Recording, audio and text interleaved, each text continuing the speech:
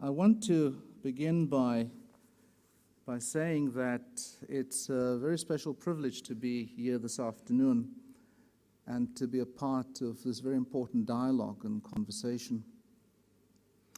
It's a special privilege to be among so many luminaries. It's a great honor to be part of your company and part of this conversation. It's a very special privilege for us at the University of Johannesburg then to host this important dialogue, critical, reflective conversation. And in discussion with Ade and with Sir Hilary,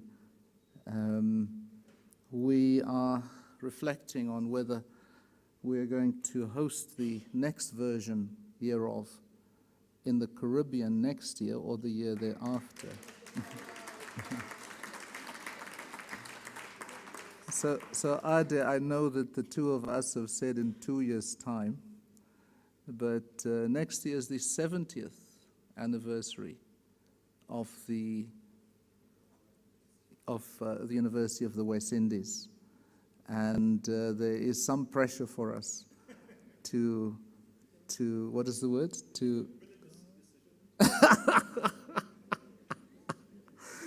And so I mention this because some of us might not be aware that the University of Johannesburg and the University of the West Indies just a couple of months ago joined forces to establish the Global Africa Institute, a joint institute between our two institutions. And this is one way of giving meaning and life to that joint project. We hope, of course,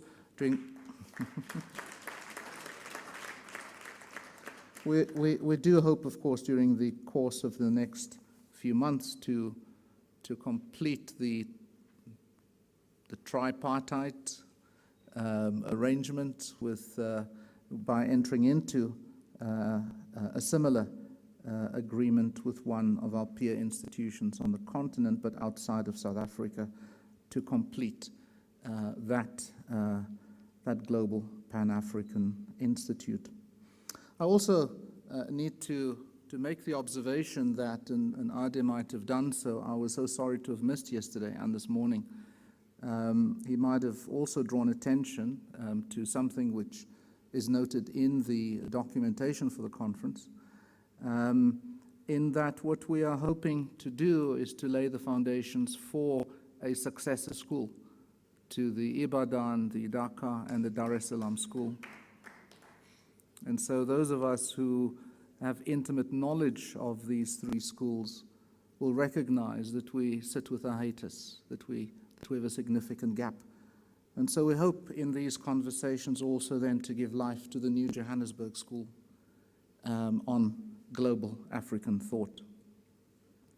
And so in reflecting on my address here today, I thought that, spurred by South Africa's student protests for a free, quality, and a decolonized education, that I would do well to cause us to reflect on the state of knowledge and of knowledge institutions in global Africa, by which, of course, I mean Africa and its diaspora that ranges and unites us culturally and intellectually, most notably from south across Central and into North America, but even beyond these geographies. I thought I'd focus this address in particular on our progress since the end of colonization to nurture and canonize a global Africa philosophy or way of seeing, making sense of, and of nurturing a far better world. I might as well have subtitled my address variously Our Unfinished Business, a narrative to offer South Africa's militant student activists,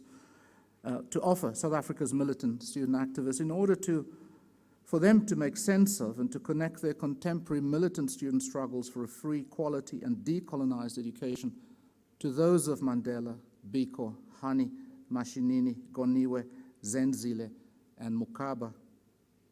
When all is said and done, what will be global Africa's contribution to global Africa and to the world as global Africans take leadership of the world? I believe it must be to strive to live the Ubuntu traits which I've not been able to elaborate, but is in the paper, of human solidarity, and of kindness, of sympathy, of compassion, of benevolence, of altruism, of sacrifice, and of mercy. It must be the return to the other global Africa ethic, which is to live in harmony with our planet, and which now requires fundamental and urgent recalibration.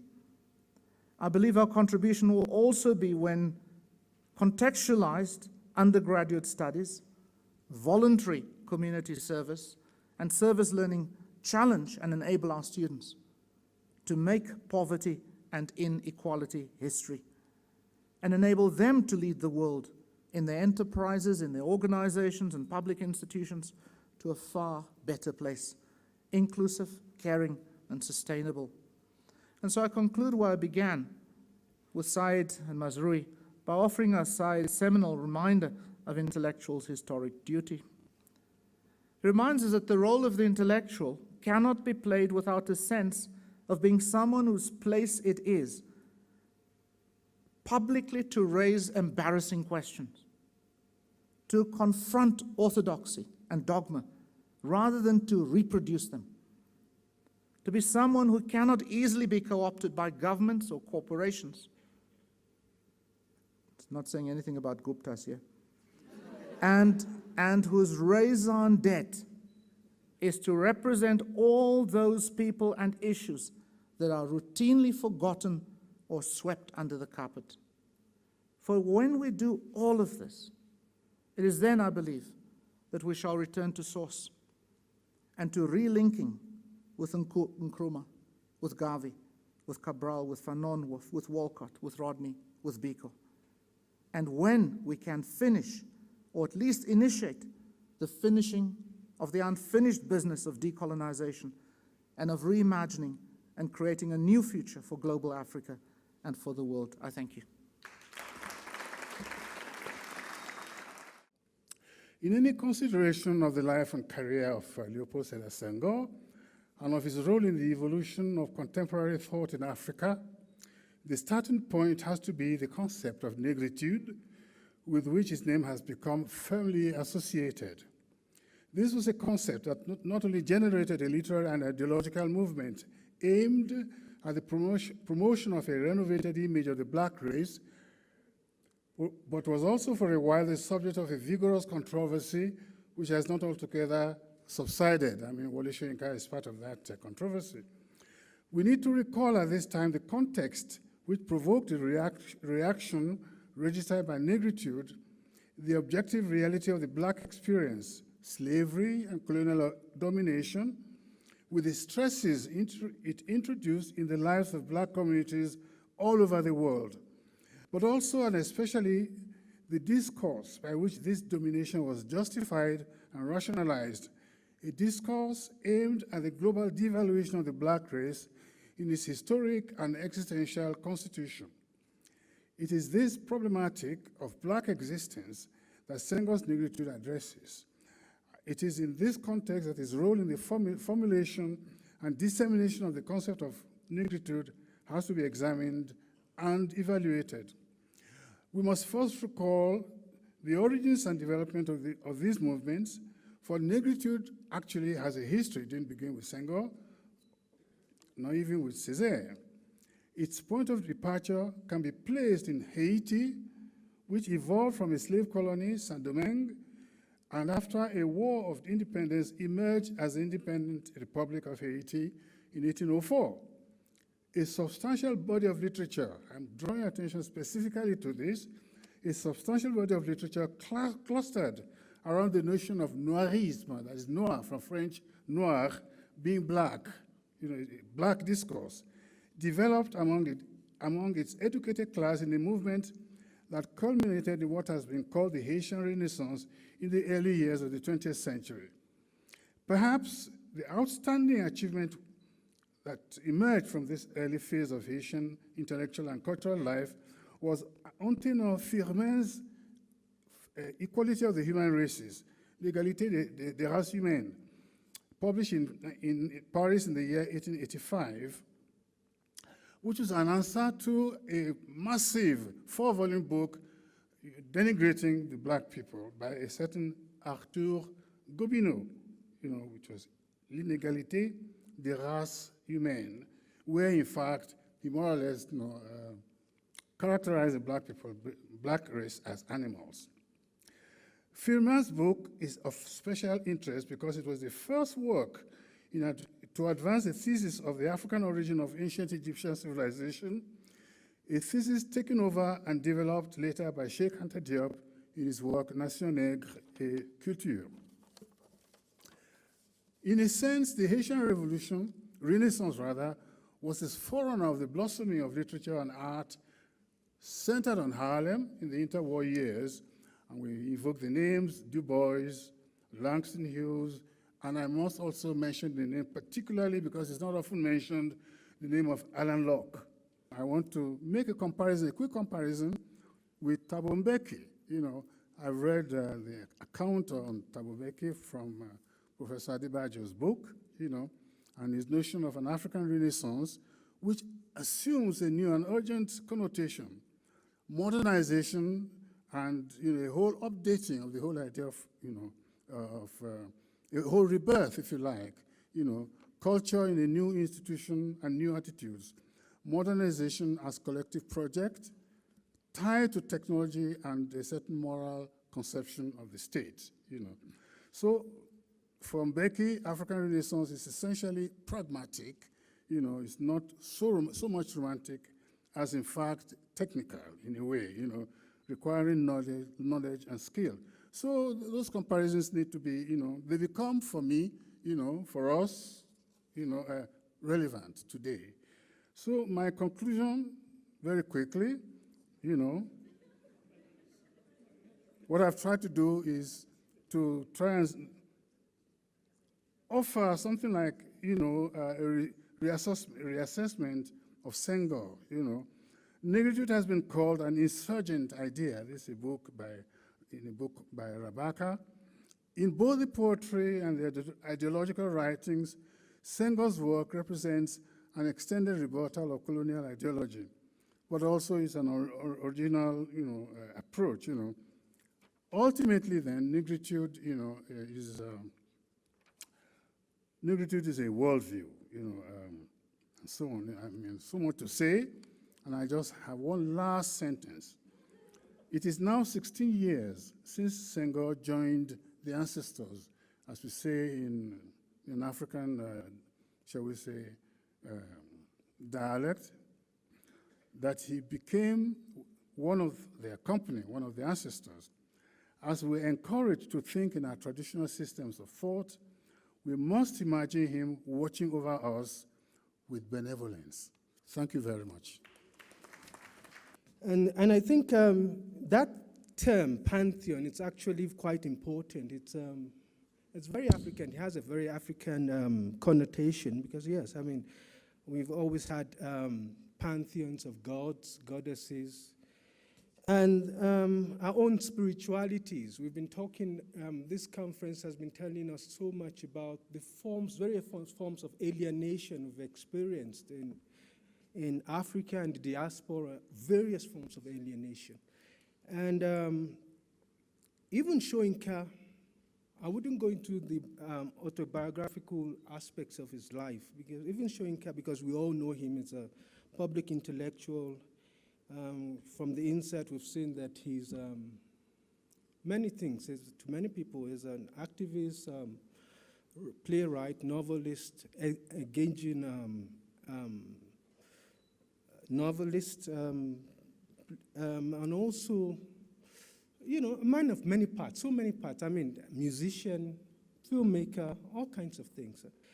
And it's very difficult to cover the range of his interests and activities. It's better, I think, to concentrate on one aspect. Sometimes I concentrate on his poetry, and then I can move on to his novels, and then I move on to his essays, and I move on to his activism, and then his music, all very secular. So that's what I do. I go from one phase to another. And But one thing that also is so striking about him is also that he's very engaging. You're never bored. He would offend you, but he would never bore you. You'll never be bored because of his, And lately, there's been a strand of his thought that I think has serious implications for Pan-African thought, generally. And it's a thought about his espousal of African spiritualities, ancient African spiritualities. In this specific instance, the Orisha spirituality. Orisha spirituality emerged from the Yoruba-speaking people of West Africa, but it is not only confined there. You find it largely in West Africa. West Africa, beginning from Nigeria, southwest Nigeria to be specific, and the following states of Lagos, Oyo, Osun, Kwara, and those sort of Kogi, Ekiti, Ondo. And then you move on to Dahomey, which is, Republic of Benin now, and then you move on to Togo, Ghana, Sierra Leone, and then even in the diaspora, for parts of Jamaica, Brazil, Cuba, Trinidad and Tobago, and the Americas generally. And the Yorubas are known to know about a population of 40 million people in all these various parts of the world, in Africa and the diaspora. And the remarkable thing is that through the travails of the slave trade, they were able to retain their Eastern spiritualities, Orisha speaking, and this, the key gods, and there are certain key gods in this pantheon, this Yoruba pantheon.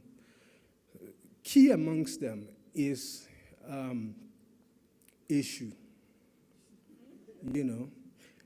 Ogun, Shango, Oya, Oshun, Olokun, Osonyi, and several other, and there are many. Some scholars have said that some of they number about almost 2,000, 1,700, so almost 2,000.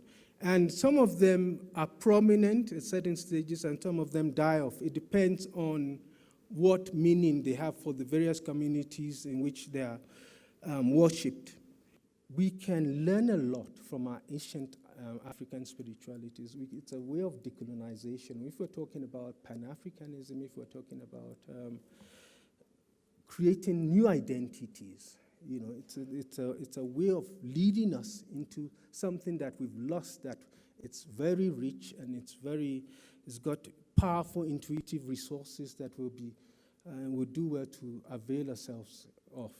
I think I'll stop here for the time being, and then hopefully I'll be able to flesh out some of these other things. Thank you so much. My meditation is on Derek Walcott, and it'll speak for itself. It's entitled, "On How Being Cursed is to be Blessed and Being Blessed is to be Cursed." In Roman law, there exists a figure known as the Homosassa, which can be translated as the sacred man. I come to you today as a kind of sacred man, except Sacer, which is the origin of the word sacred, was not a good thing back then, because the term Sacer or sacred was at the time interchangeable with the word accursed. Under Roman law, the person was banned or taboo and could be killed by anyone with impunity, but though killed, was not fit to be sacrificed in religious ritual. The one who killed the Homosassa was not considered a murderer. In a sense, the Homosassa was someone outside the law or beyond it. I say this because, one, I do not come to you as an academic, really, though I did come under that guise. Don't tell immigration. I come as an artist. And two, fittingly, and I think it has been an act of providence that I have been asked to present on Derek Walcott, who was not a Pan-Africanist. And if he happened to be one low-key, then he died without coming out of the closet. But I do think Derek, who found himself in a position similar to the Homosassa during the Black Power era especially, does serve as a fitting example of some of the challenges of Black Power and what has in fact marred many other attempts we have made in our movements to ameliorate the lot of Black people on a large scale. During Black Power in the Caribbean, Derek began to get the side eye from activists and fellow artists. The young green-eyed mulatto boy from Chaussee Road in colonial St. Lucia, who took charge of the English language and felt that he was meant to follow in the mighty line of Milton and Marlowe, came under scrutiny, if not attack. He was seen perhaps as a sellout or a Tom or whatever the term was at that time if he did not comply or reflect what this movement meant by Black, however diverse their sense of this may or may not have been, and what they meant by power. Anyone who knows Derek knows he likes his own way, and this is his curse that gave him the reputation of being difficult, but it is also his gift. Derek, of course, rejected Black Power's politics, but this forced upon him the task of finding his alternative. How did he see himself? How did he identify? But before he became so profound, he took their attacks personally and responded, and the following quote is rated R. Those who peel from their own leprous flesh their names, who chafe and nurture the scars of rusted chains like primates favoring scabs, those who charge tickets for another free ride on the Middle Passage, those who explain to the peasant why he is African, their catamites and eunuchs banging tambourines, whores with slave bangles banging tambourines, and the academics crouched like rats listening to tambourines, end quote. This may sound, to use a euphemism, not very nice of Derek, but this was not one of Derek's chief aspirations, to be nice. But we must understand where this is coming from. Derek felt that Black Power and such movements, by their assertion of a uniform group position, offered ultimatums, limiting parameters.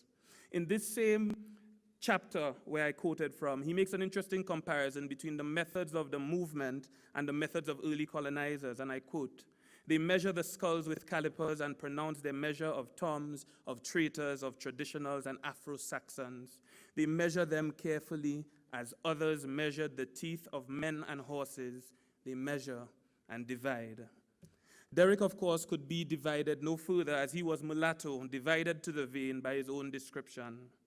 For purity then, he says, for pure Black Afro-Aryanism, only the unsoiled Black is valid and West Indianism is attained, and other strains adulterate him. The extremists, the purists, are beginning to exercise those infections so that a writer of mixed, hence degenerate blood can be nothing stronger than a liberal. This will develop a rich individualism through a deep bitterness. It will increase egocentricity and isolation because such writers and poets already have more complex values. They will seem more imperialistic, nostalgic, and out of impetus with the West Indian proletariat because they cannot simplify intricacies of race and thought of race. They will become hermits or rogue animals, increasingly exotic hybrids, broken bridges between two ancestries, Europe and the third world of Africa and Asia. In other words, they will become islands, end quote. Stewart Hall is an immensely interesting person to talk about, particularly in his relationship to the things which have brought him into this pantheon, which are the tremendous strides he made as a theorist, and also the tremendous strides he made in thinking and acting in the service of Pan-Africanism. What is particularly interesting is that Stewart Hall actually never really claimed himself as either one of those things. So he once famously said that he didn't actually consider himself a theorist of any note. And he talked about the fact that, indeed, the way he entered theory was he entered it autobiographically. And he did so with some tension because he wished to avoid having to be the representative Black speaking on any particular topic. He knew he carried what was called the burden of representation. Nevertheless, he knew that he wanted to be able to understand his own reality. And the way in which he wished to understand it was not only personally and psychoanalytically, but he also wished to understand it in some sense as articulating to the social. Interestingly, he also said that he came, in his own words, rather late to Pan-Africanism. And the way in which he puts it very artfully in his autobiography, or his posthumously published autobiography, is that it took him quite some time to become what he called black in his head. So he speaks about the fact that, you know, growing up as he did as a middle-class kid in Jamaica, and he writes particularly about his parents, speaking of the fact that they were of different class formations themselves, his father being somewhat slightly lower middle class than his mother, and his mother being deeply attached to her own identity as a British colonial subject. So he talks about the fact that actually, although he knew about Garveyan Pan-Africanism, that actually it was not a subject that was taken particularly seriously for a colored middle-class Jamaican family. So he speaks of the fact that upon going to England to be a Rhodes Scholar, that his process of entering being a theorist was in many senses unlearning much of what he had learned growing up, but also an attempt to grapple with his own reality and the reality of his parents theoretically. So he seeks to say that Marxism, one of the things he says is that it sought a conceptual architecture that had guarantees. And so he says not only was Marxism inadequate to understand some of the things he wanted to understand, which is something I disagree to some degree with Hall, but we'll leave that for now. But more importantly, he says, what would it be to be able to understand a theory, to accept it as not having guarantees? And again, I think this is deeply important for our political moment right now. Can we accept or embark on a politics without guarantees? We all seek both theoretical and political closure in many instances. We want things solved. We're tired of waiting. We're frustrated, all deeply understandable.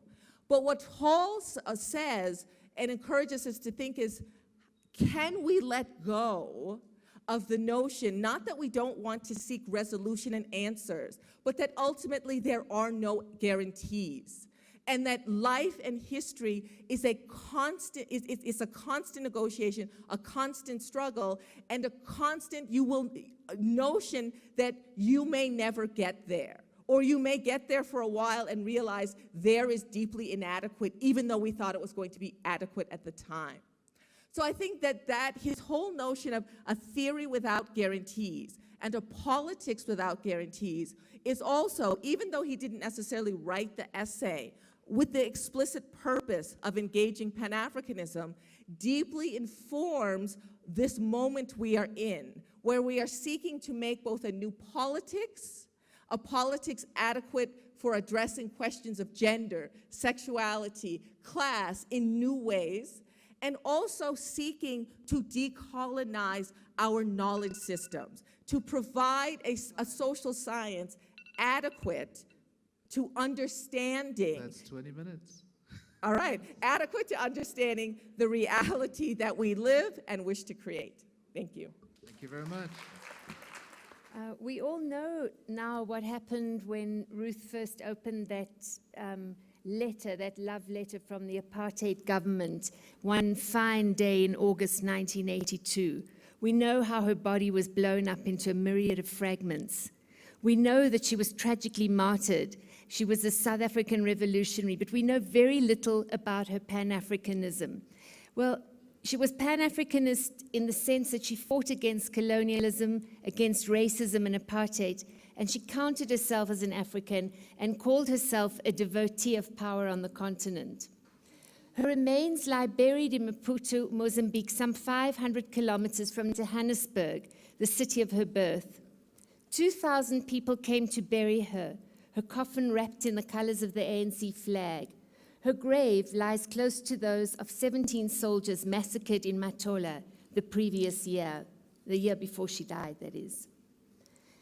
The memory of Ruth First, the fighter, is painted onto a mural in Soweto. It is laid into asphalt of numerous roads and freeways across the country and stamped on numerous fellowships, trusts, and lectures in her name. It is somehow up to us to rescue her from the sanctitude that comes with martyrdom, to try and flesh out that cardboard cutout her daughter Gillian Slovo complained that she could not recognize at Ruth First's funeral. Nelson Mandela said that she was the brightest star, nothing but brilliant. He also said, however, that there were few who were not bruised by her sharp tongue. He once told her to go to hell, he tells us in his book Conversations with Myself, and then reneged on the injunctive. Gillian Slovo reported on the ongoing battle over politics between Ruth First and her husband Joe Slovo, first a member of the South African Communist Party Central Committee, later the party's General Secretary, as well as Chief of Staff of the ANC's armed wing, Umkhonto weSizwe.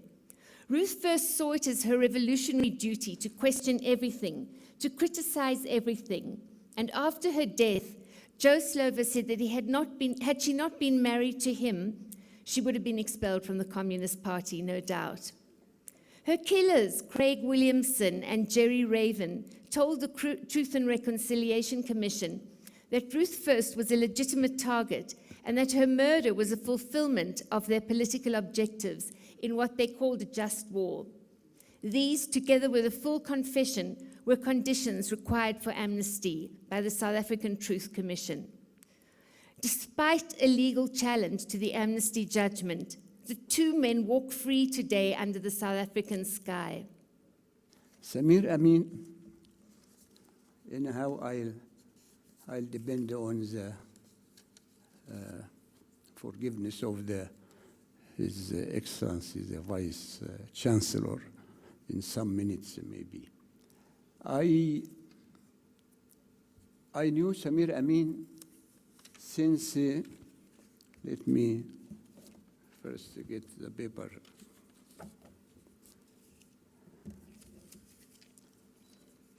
I met Samir Amin first time in Dakar, in fact, in 72, 73, I think. I was already working in the foreign affairs or African affairs in Cairo in the President Nasser office. And of course, I was semi-Nasserist, semi-Marxist. And we were in Egypt at that time, you know, we were pro-Soviet as in the international affiliations.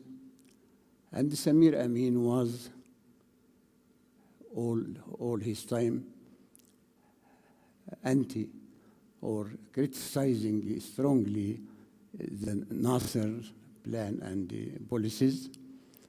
And he was semi-Maoist also. Then it was a very harsh meeting in Dakar, but we became friends since that time, since 40 years now about that. That is important because Samir Amin was working hard in Dakar in different aspects of activities in Africa after his work sometimes in North Africa. But first of all, you are a political scientist and a sociologist, and so I usually look to Samir Amin, even from Egyptian view, that he was very local interest in the Marxist and the communist movements and worked with a certain party since 1950, about 1951. That means he was 21 old. That and up to now, he is following, he is fighting, he is writing, and making his homework in Egypt. In the same time, he was touring all the time, all over the world, but basically he went to North Africa, and he was friend of leaders of Guinea-Bissau, Cabral, and Angola, Mozambique. And he was also in touch and helped by his experience. The first book, one of the first book, his on Mali, Guinea, Ghana, and later Madagascar, because he was trying to help progressive, in between commas, the progressive governments in Africa. In spite of all that, he always, and he, by the way, published 4 volumes as his memories. Basically in Arabic, I read them, but I think one of them in French. He published about 50 books in different languages, basically French, and then translated to English, Arabic, Chinese, Russians, and so on. I wanted to break from my script to suggest a point which will take me back to Arthur Lewis as a famous economist and a special advisor to many African countries and certainly to the Caribbean region. And it comes out of Sir Hilary's reference to the Durban Conference 2001, that World Conference Against Racism, and his own lingering disappointment with that outcome. I'm sorry he's not here, but I wanted to say, and for all of us who practice international relations as a practitioner, my colleague Cheryl Spencer is here as our High Commissioner to South Africa. As a diplomat and a negotiator, I want to just speak to the importance of context and the challenge of being both a social scientist and an international public servant. You are called on to break down your negotiating brief from your own consciousness and ideas on revolution, rebellion, advocacy, to doable, palatable, realistic outcomes. Daily stress on us as diplomats is to represent the national interest and at the same time seek for balance in a very difficult negotiating environment. And I grapple with this every day as a product of the University of the West Indies, as an old compatriot of Ade, Chris, and Arthur Mutambara, but as a social scientist. To be a public servant requires a balancing of several roles as a mediator, as an advocate, as a rebel, as a revolutionary, but foremost to represent cautiously the best outcome for one's country, and this is usually critical in the end game. Indeed, it is Lewis's technical competence and a carefully researched idea as an economist that led to his influence and change. And change is often slow and incremental and sometimes less visible. We are trained as diplomats and negotiators, as civil servants, to never discount the role of civil society, academics, the youth, and the strength of ideas. It is all put into a pot and stirred each time we go to bat, but always balanced against the realities of economic power, politicians with strange agendas, even confused notions of what constitutes growth and sustainability. And a good diplomat pushes past that discontent and reaches for the best outcome, given the complexities of each issue. And listening to history, which I have done here over the past several days, is perhaps the greatest tool to begin that real revolution. So with all that said, I wanted to quote from a 1970 graduation address, which Sir Arthur Lewis made to West Indian graduates. And it was about being different. The title of the address was On Being Different. And he said, "My only qualification for talking about this subject is that I have probably thought about it more than most other West Indians. Since no job was available for me here, meaning in the West Indies, when I graduated, I have had to spend most of my life out of the West Indies. And in striving to earn my living in the great wide world, I have had to try to master the highly competitive skills of my profession. In the process, I have become what is now called, in the West Indies, an Afro-Saxon. The term is meant to be abusive, but what in practice it seems to mean is a black man who can hold his own in competition with white people on their own ground." The major important thing is that structural transformation continue to elude Africa. In fact, the new challenge now is that we are making this atypical transformation, moving straight from agriculture towards services. And when you say services, not the real type of services which are profound. It's like somebody sending recharge cards a whole day. You are not adding any value. We are jumping the league, missing manufacturing, which is supposed to create jobs. Looking at the global scene, we find that globalization is critically under siege, and the discontent is leading to politics of rage and the rise of populism, which is reinforced by people like Donald Trump, trying to set the world backward, and the Brexit vote. In all of this, where is Africa? Not much. Africa is not saying anything, unlike what you would have had under the Adedeji era. Looking specifically at the African Union, I think they just made some minor comment at the 2017 conference, not much. So you begin to actually miss the Thabo Mbeki and the Obasanjo era, even if you don't agree with the processes, the way they were going about it. There's a big void in the continent, which is where I want to commend Ade at the university for trying to give us this alternative voice.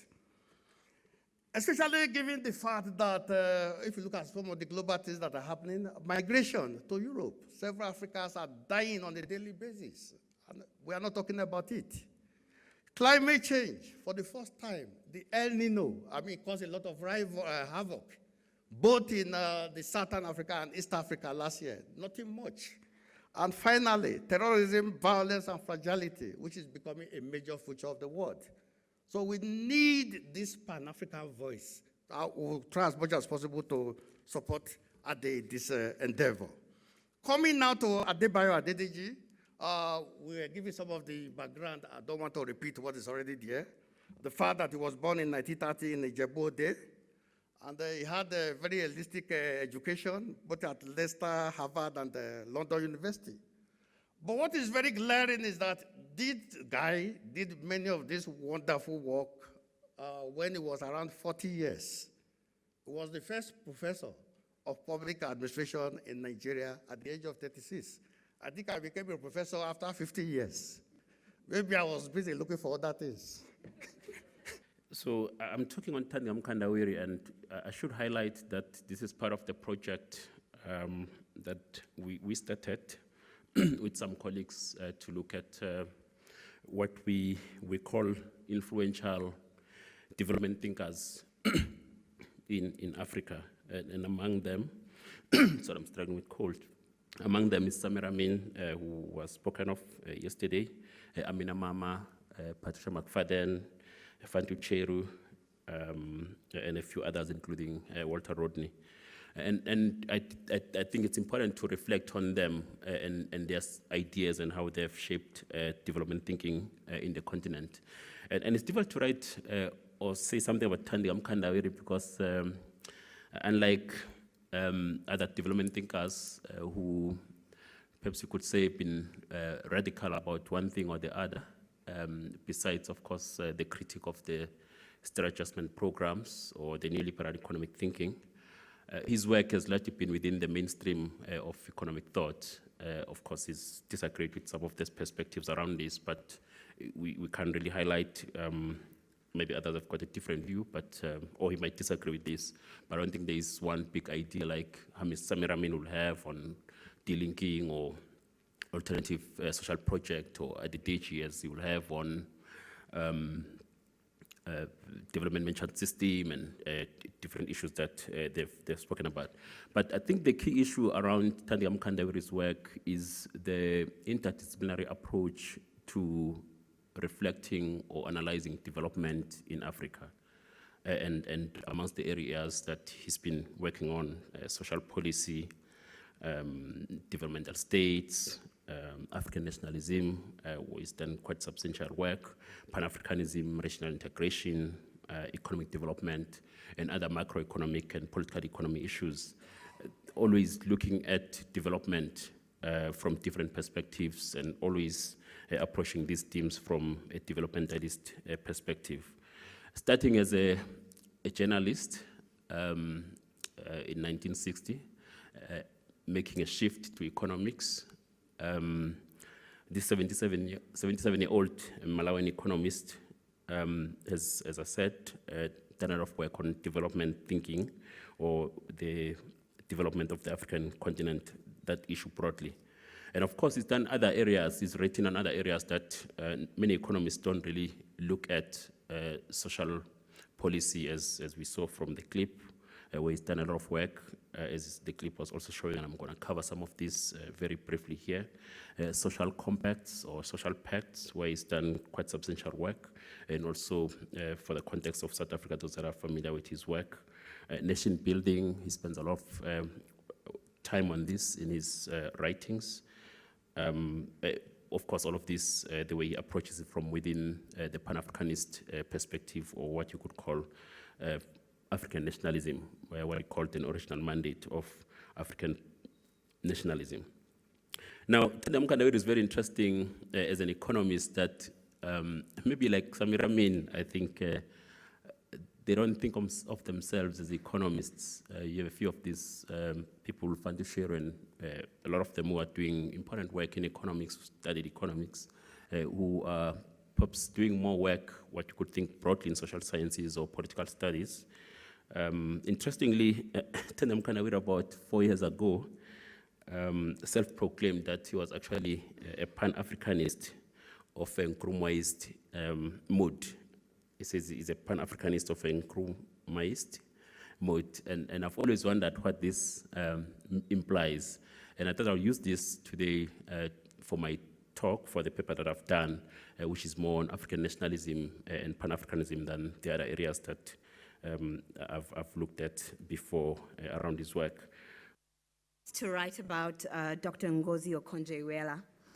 I was a little intimidated because I was unsure if she could be described as a Pan-Africanist, let alone a Pan-African pantheon.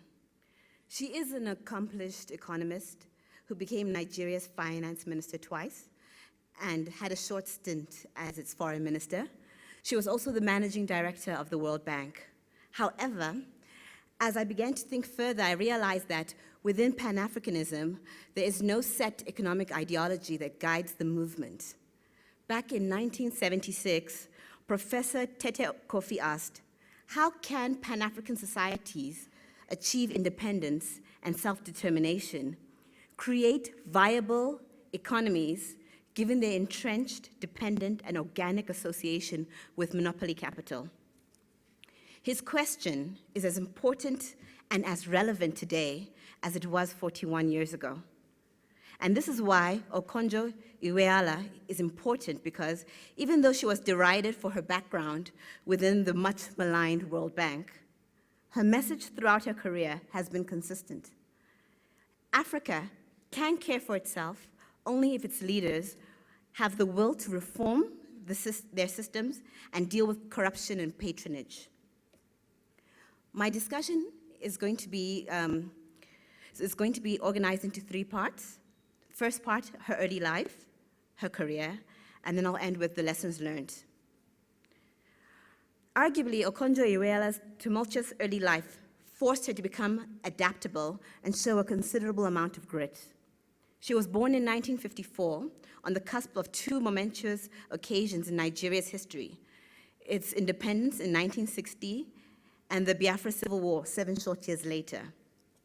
Her early existence, which is similar to many Black Africans across the continent, was marked by the push and pull of Western modernity and rural life. As a young child, she lived with her grandmother in the village while her parents were studying in Germany, which meant that, as all children were expected to, she carried water from the river and worked on the farm. When her parents returned, she lived in a relatively comfortable and modern household. Both her parents were academics. Her father is a renowned mathematician and economist, while her mother is a sociologist and anthropologist. By all accounts, her life before the war was privileged. She attended the prestigious international school in Ibadan, played the piano, and even practiced ballet. She was only 13 years old when the war broke out and her father became a brigadier in the Biafran forces. Her life of privilege came to an abrupt halt. Fanon and the challenge of democracy and development in Africa. And I begin with two quotations from The Wretched of the Earth and Toward the African Revolution, both books published as far back as 1968. The first quote from Wretched of the Earth: "So, comrades, let us not pay tribute to Europe by creating states, institutions, and societies which draw their inspirations from her. If we wish to live up to our people's expectations, we must seek the response elsewhere than in Europe." The second one from Towards the African Revolution goes as follows: "To put Africa in motion, to cooperate in its organization, in its regrouping behind revolutionary principles, to participate in the ordered movement of a continent, this was really the work I had chosen." I advance three propositions framed around the epigrams above about the contemporary, even lasting relevance of Fanon as a political and social philosopher who brings a modified Marxist political economy approach to the analysis of politics and development in Africa. At the core of this philosophy and the political activities of Fanon and its political activities is a humanistic concern that political power in national and international society should be directed and exercised to create what he calls a new man and to nurture institutions to promote human security, broadly defined as the collective self-development and the welfare of citizens. To this end, his political and social philosophy demands the action imperative of building and strengthening state and cultural institutions anchored on what he calls the basic values that constitute a human world, namely accountability, equality, freedom, social justice, recognition, reciprocity, and more importantly, solidarity. But the larger question that frames and anchors Fanon's humanism is a concern with citizenship, political obligation, and political legitimacy. In other words, his concern was essentially about access to and the ownership of the state. It's very interesting to be reminded again and again that Bantu Stephen Biko was 30 years old when he died. And he died not because he had been caught in battle and killed in battle or in some terrorist act or had been ill or any reason of that kind. He died because he was murdered by the security police of South Africa under the apartheid system of that time. It's also very interesting that at 30 years old, he just emerged out of student politics. In fact, hadn't actually had any political life outside of the university where he was.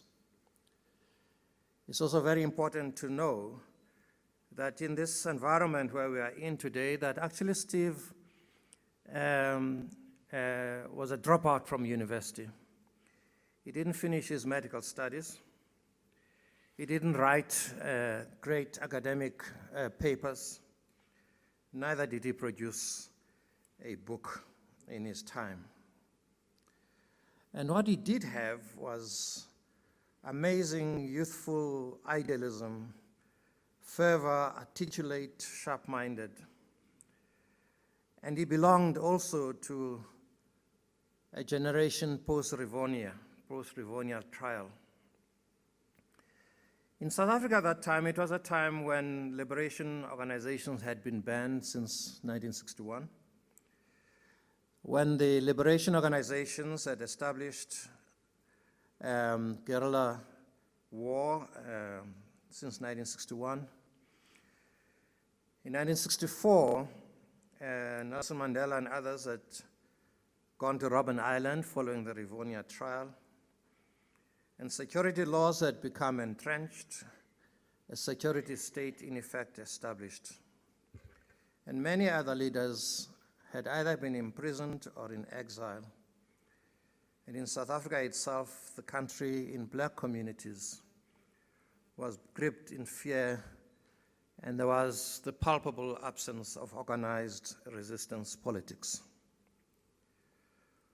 On the side of the white apartheid community, there was a sense of triumphalism, a great shift of understanding that actually white rule had come to stay. And at the same time as this was happening, there was the enforcement of apartheid dictate at all levels of society. At universities, there was the Separate Universities Act, which at this point was being brought into effect after years of resistance. That Fort Hare itself had been turned into a tribal university, and 4 new tribal universities had been established. And there was 1 black medical school for black students, and Steve attended that school. On the 9th of September 2016, Professor Angela Davis delivered the 17th Steve Biko Memorial Lecture at the University of South Africa. So the Soweto uprisings on 16th of June, 1976, are an integral part of present activisms, as well as Steve Biko's legacy, which Angela Davis eloquently highlights in her talk entitled Legacies and Unfinished Activisms. As she reflects on Steve Biko's contributions to the anti-apartheid movement, she reminds us of the significance of past struggles in creating new dynamics of struggle, which we are witnessing across the higher education landscape in South Africa today. In this paper, I reflect on the work of Angela Davis and its contribution to the possibilities of reimagining a Pan-African agenda. In particular, I highlight her analysis of the meaning of blackness as key to past and present forms of activism and social change that have the potential to unite black people across national and continental boundaries. In the Steve Biko Memorial Lecture, Professor Davis states, "The insistence on the particularities of the black predicament is precisely that which is capable of yielding a robust universality." Through her writings and speeches, Angela Davis offers a historical perspective on blackness that centers the experience and leadership of black women who deliver a multi-layered, multi-dimensional, and transnational understanding of what it means to be black in contemporary times. Professor Davis is a feminist scholar, an activist who has devoted her life to black liberation struggles and the radical transformation of heteronormative, capitalist, racist society. Davis is a retired professor from the University of California, a member of the Communist Party, and founder of Critical Resistance, an organization advocating for the dismantling of the prison industrial complex. Through these commitments, which she actively pursues to this day, she embodies the link between everyday life, academia, and activism. Some of her vital works that I refer to in this paper include Women, Race, and Class, first published in 1981, Women, Culture, and Politics, first published in 1984, and Freedom is a Constant Struggle, published in 2016. As a starting point, a fundamental contribution of Angela Davis is to theories and practices of social change is the centering of black women in the liberation movement. Black feminists from Africa and the diaspora have already described the erasure of women from histories of black revolutionary thought and Pan-Africanism, a history that should include the likes of Mabel Dove Dankwa, Adelaide Hayford, Claudia Jones, Fumilayo Ransom Kuti, Amy Ashwood Garvey, Una Marson, Amatai Du, Oreyonke Oyewumi, and Amina Mama, amongst others. These women have laid the foundation for the progressive feminist thinking on class and gender systems in Africa that predates what we define today as transnational black feminism or anti-imperialist black feminism. Along similar lines, the Pan-Africanism of Angela Davis is rooted in the anti-imperialist fight against racism, capitalism, and heteropatriarchy in the USA, poignantly illustrated in her treatise on women, race, and class in 1991. Her work on Black women's experiences during slavery and the abolitionist movement, as well as her ideological roots in the Communist Party, constitutes significant developments in our understandings of the gendered and classed nature of racism. At the Second African Writers' Conference in Stockholm, Sweden, in 1986, Buchi Emecheta famously, or infamously, delivered the paper Feminist with a Small F, stating that, "I write about the little happenings of everyday life. Being a woman and African-born, I see things through an African woman's eye. I chronicle the little happenings in the lives of the African women I know. I did not know that by doing so, I was going to be called feminist. But if I am now a feminist, then I am an African feminist with a small f." The reluctance to embrace the term feminist did not stem from a desire to stay clear of discussions of women's liberation, but rather came from Emecheta's positioning herself within an Igbo, Nigerian, African-centered discourse on women's collective power and resistance to subjugation. A few years later, in an interview with Kirsten Holtz-Peterson, Emecheta clarified her position. "I will not be called a feminist here because it's European, and I don't like being defined by them. I do believe in an African kind of feminism. They call it womanism, because you see, you Europeans don't worry about water. You don't worry about schooling. You are so well off." Emecheta is one of many Nigerian women intellectuals to articulate an African-centered feminist vision. Chikwenye Okonjo Ogunyemi's concept of womanism is referenced by Emecheta, but there is also Molara Ogundipe Leslie's Stewanism, the acronym STEWA, an abbreviation of the Strategic Transformation of Women in Africa, and Obioma Nnemeka's Nego-feminism, or negotiated feminism. What all these articulations of feminisms have in common is an engagement with the lives of African women and an articulation of the need for men to participate in the struggle for the rights of women. I also just want to add as a footnote, as I know that Prof. Rose will be speaking about Chimamanda Adichie afterwards, that Adichie initially also had this hesitancy in the adoption of the term feminism, and she at one point was calling herself a black happy feminist to sort of counter this idea that exists, at least in Nigeria, of feminists as being very angry and just very anti-men. And then, of course, Adichie developed her position, and her famous TEDx Houston talk, "We Should All Be Feminists," was later published as a pamphlet. And interestingly, in terms of sort of a cyclical nature of history, going back to Sweden, is now distributed to teenagers in Sweden as a text that they all should read.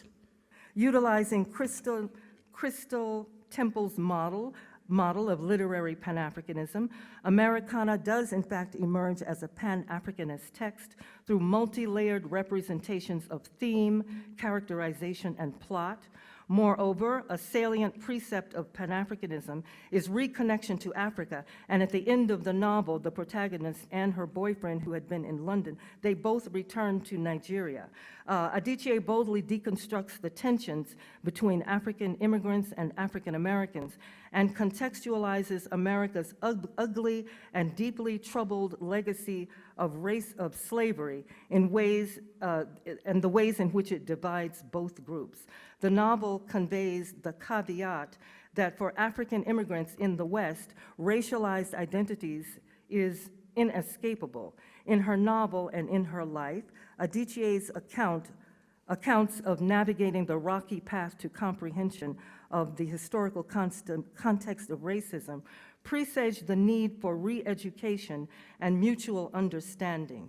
In her life and in her works, Adichie uses her voice to challenge the idea that centuries of dispersal of African people need not predict a future of denial, bias, and mutual rejection that counters the basic tenets of Pan-African solidarity. Thank you.